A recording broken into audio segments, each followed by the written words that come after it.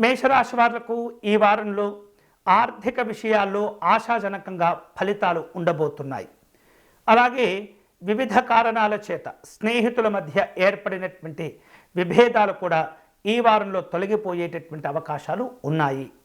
ఇక చిన్ననాటి స్నేహితులను అలాగే బంధువులను కూడా కలుసుకుంటారు.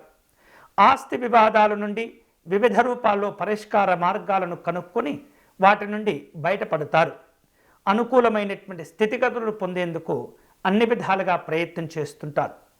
కుటుంబ పరంగా ఈ వారంలో శుభకార్యక్రమాలు ఉండేటటువంటి అవకాశాలు కనిపిస్తున్నాయి. నిర్వహించేటటువంటి వ్యాపారాలు అన్నీ కూడా లాభసాటిగా ఉంటాయి.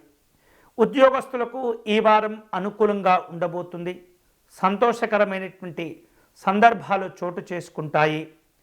పారిశ్రామిక రంగాల్లో ఉన్నటువంటి వాళ్లకు ఈ వారం కలిసి వచ్చేటటువంటి వారంగా చెప్పవచ్చు. వివిధ రూపాల్లో మీరు అనుకున్నటువంటి ప్రణాళికలు కార్యక్రమాలన్నీ కూడా సిద్ధం చేసుకుంటారు.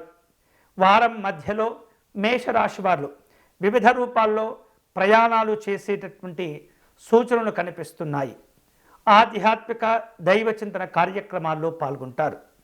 మేషరాశి వారు ఈ వారంలో అనవసరమైనటువంటి ఖర్చులకు దూరంగా ఉండేటటువంటి ప్రయత్నం చేస్తుండాలి.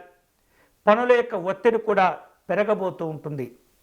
ఈ వారంలో మేషరాశి వారు అన్ని రకాల సమస్యలను దూరం చేసుకునేటటువంటి క్రమంలో అలాగే వివిధ రూపాల్లో అనుకున్నటువంటి లక్ష్యాలను చేరుకోవటంలో పరమేశ్వరుని ఆరాధించేటటువంటి ప్రయత్నం చేయాలి.